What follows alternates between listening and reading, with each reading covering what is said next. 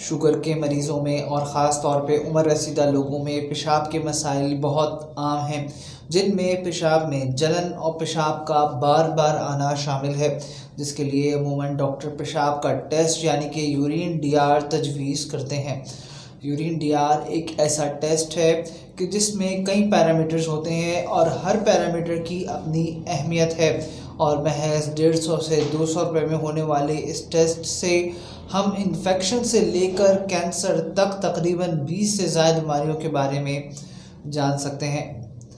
आज की इस वीडियो में हम इसी टेस्ट के बारे में बात करेंगे और मैं आपको बताऊंगा कि कैसे आप इस टेस्ट की रिपोर्ट को ख़ुद पढ़ सकते हैं और कैसे आप इस रिपोर्ट के ज़रिए मुख्तलिफ़ बीमारियों की तशख़ीस ख़ुद कर सकते हैं।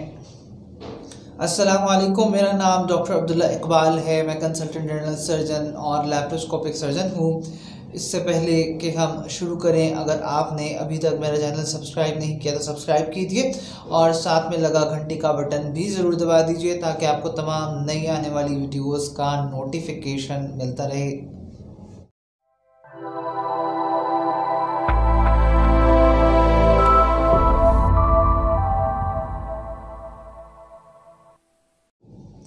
यूरिन डीआर या पेशाब की डिटेल रिपोर्ट 3 हिस्सों पे मुश्तमिल होती है। पहला हिस्सा फ़िज़िकल एग्ज़ामिनेशन कहलाता है, यानी कि वो मालूमात जो पेशाब को देख के हासिल की जाती है। इसमें यूरिन कलर और अपीयरेंस शामिल होते हैं। दूसरा हिस्सा केमिकल एग्ज़ामिनेशन कहलाता है। इस हिस्से में पेशाब में मौजूद अहम अज्जा का मुआयना किया जाता है, जिनमें specific gravity, reaction pH, albumin, glucose और बिलीरुबिन शामिल होते हैं। तीसरा हिस्सा माइक्रोस्कोपिक एग्ज़ामिनेशन कहलाता है। इस हिस्से में पेशाब में मौजूद ज़र्रात और इन्फेक्शन को देखा जाता है। इसमें nitrate, blood, pus cells, RBCs, epithelial cells, mucus threads, bacteria और कास्ट्स शामिल होते हैं। आमतौर पे पेशाब में ना प्रोटीन आते हैं, ना ग्लूकोज, ना बाइल और ना ही आरबीसीज और ना ही पस सेल्स, मगर इनमें से अगर कुछ भी पेशाब में आ जाए तो बीमारी की निशानदेही करता है। जैसे कि पेशाब में ग्लूकोज आने का मतलब है कि मरीज़ की शुगर कंट्रोल नहीं है। प्रोटीन का मतलब है कि गुर्दे के अफ़ाल सही नहीं है। अगर पस सेल्स आ रहे हैं या फिर ल्यूकोसाइट्स आ रहे हैं तो इसका मतलब है कि मरीज़ में इन्फेक्शन है। और अगर इसी तरह पेशाब में कैल्शियम कास्ट्स आ रही हैं तो इसका मतलब है कि मरीज़ का या तो गुर्दे में पथरी है या हो सकती है। और इसी तरह हम जिस्म में मुख्तलिफ़ बीमारियों का महज एक टेस्ट के ज़रिए अंदाज़ा लगा सकते हैं। तमाम रिपोर्ट्स की तरह आप देख सकते हैं कि इस रिपोर्ट की भी दाएं जानिब नॉर्मल रेंज या नॉर्मल वैल्यूज़ दी गई हैं, जिसके ज़रिए हम किसी भी ख़राबी का पता लगा सकते हैं। इन नॉर्मल रेंज को देखते हुए हम एक एक करके हर पैरामीटर के बारे में जानेंगे और बात करेंगे। Number 1, colour. नॉर्मल पेशाब का रंग सफ़ेद से पीला हो सकता है, जिसे रिपोर्ट की ज़बान में स्ट्रू कलर कहा जाता है। रिपोर्ट में हमें येलो या रेड भी मिल सकता है, जो जिस्म में पानी की कमी के बारे में बताता है, यानी कि जिस्म में जितनी पानी की कमी होगी उतना पेशाब गहरे रंग का होगा। और अगर पेशाब में खून आएगा तो उस सूरत में रेड कलर का भी पेशाब आ सकता है। दूसरा पैरामीटर है अपीयरेंस का। अपीयरेंस यानी कि बज़ाहिर पेशाब साफ़ आता है, मगर चंद बीमारियों में जैसे कि इन्फेक्शन में इसकी अपीयरेंस हेज़ी या क्लाउडी या टर्बिड हो सकती है, यानी कि धुंधला सकती है। जैसे कि पेशाब के इन्फेक्शन में कि जब मरीज़ में पस भी आ रही हो तब इसकी अपीयरेंस बदल सकती है। तीसरा पैरामीटर है स्पेसिफिक ग्रेविटी का। स्पेसिफिक ग्रेविटी का मतलब है गाढ़ापन। ये 1.005 से लेकर 1.015 तक होती है। डिहाइड्रेशन या पानी की कमी की सूरत में पेशाब की स्पेसिफिक ग्रेविटी बढ़ सकती है, यानी कि पेशाब गाढ़ा आ सकता है। और पानी की ज़्यादती या डायबिटीज़ इंसिपिडियस की सूरत में स्पेसिफिक ग्रेविटी कम हो सकती है, यानी कि पेशाब ज़्यादा पतला आ सकता है। चौथा पैरामीटर है पीएच का। पीएच के मायने हैं तेज़ाबियत के। नॉर्मल पेशाब की पीएच 5.0 से 6.0 तक होती है, यानी कि पेशाब नॉर्मली मामूली सा एसिडिक होता है, या फिर ये समझ लें कि पेशाब की पीएच गुर्दे के मुख्तलिफ इन्फेक्शंस और पथरी से बचाती है।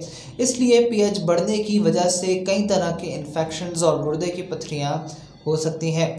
5वां पैरामीटर है प्रोटीन का। प्रोटीन नॉर्मली पेशाब के ज़रिए खारिज नहीं होता और गुर्दे तमाम प्रोटीन्स को जज़्ब कर लेते हैं, मगर कुछ ऐसी ख़ास किस्म की गुर्दे की बीमारियां हैं कि जिनके अंदर गुर्दे प्रोटीन को जज़्ब नहीं कर पाते और वो जिस्म से खारिज हो जाता है। इस तरह की बीमारियों को नेफ्रोटिक सिंड्रोम कहा जाता है और प्रोटीन का पेशाब में आने का मतलब है कि गुर्दे के फंक्शन डिस्टर्ब्ड हैं और गुर्दा सही से काम नहीं कर रहा। छठा पैरामीटर है शुगर या ग्लूकोज़ का।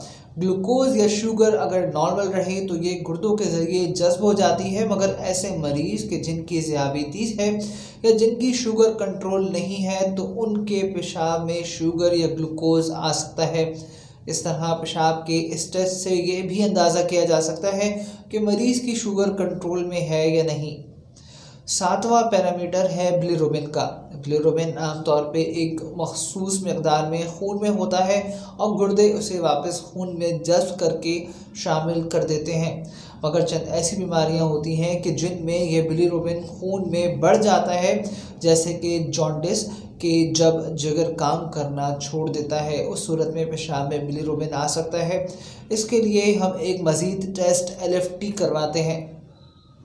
LFT के बारे में मज़ीद जानने के लिए अभी ऊपर नज़र आने वाले लिंक पे क्लिक कीजिए और मेरी इस टॉपिक पे मौजूद वीडियो को ज़रूर देखें। माइक्रोस्कोपिक एग्जामिनेशन की बात करें तो इसमें पहला पैरामीटर है नाइट्राइट्स का, कि पेशाब के इन्फेक्शंस जो कि ख़ास किस्म के जरासीम यानी कि बैक्टीरिया की वजह से होते हैं उनकी तरफ निशानदेही करता है और उनमें बढ़ सकता है। दूसरा पैरामीटर है ब्लड या RBCs का।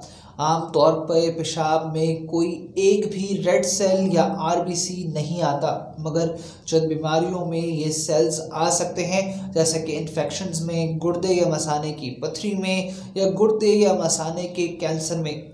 इसलिए अगर किसी के पेशाब में एक भी ब्लड सेल आ रहा है तो ऐसे मरीज़ के लिए ज़रूरी है कि मज़ीद टेस्ट करवाए जाएं कि जिसके अंदर CT स्कैन या अल्ट्रासाउंड शामिल हो सकता है। नंबर 3 पस सेल्स, ये इन्फेक्शन की तरफ इशारा करते हैं और पस सेल्स का पेशाब में आने का मतलब है कि बैक्टीरियल इन्फेक्शन है, और इस तरह के पस सेल्स आने के बाद मरीज़ का पेशाब का कल्चर करवाया जाता है, जिससे पता चलता है कि कौन सा जरासीम इन्फेक्शन की वजह बना है और कौन सी दवाई इसके लिए ज़्यादा मौसर रहेगी। Number 4 epithelial cells, mucus threads और बैक्टीरिया, ये तमाम भी पेशाब में इन्फेक्शन के बायस बढ़ सकते हैं और इनकी मौजूदगी की सूरत में भी यूरिन CS कराना ज़रूरी हो जाता है। आखिर में अगर पेशाब में क्रिस्टल्स आ रहे हैं या कास्ट आ रहे हैं तो इसका मतलब है कि पेशाब में सॉल्यूट्स ज़्यादा हैं, यानी कि पेशाब में कैल्शियम या फॉस्फेट या कोई भी और मादनियात जैसे कि यूरिक एसिड ज़्यादा हैं, कि जिसकी वजह से गुर्दे या मसाने में पथरी हो सकती है। मुझे उम्मीद है कि आपको आज की वीडियो ज़रूर पसंद आई होगी। अगर आपका कोई सवाल है या आप किसी बीमारी के मुतालिक कुछ पूछना चाहते हैं या आप पेशाब में इन्फेक्शन के हवाले से या यूरिन DR के हवाले से कोई सवाल करना चाहते हैं तो आप मुझे व्हाट्सएप कर सकते हैं। मेरा व्हाट्सएप नंबर है 032123636111।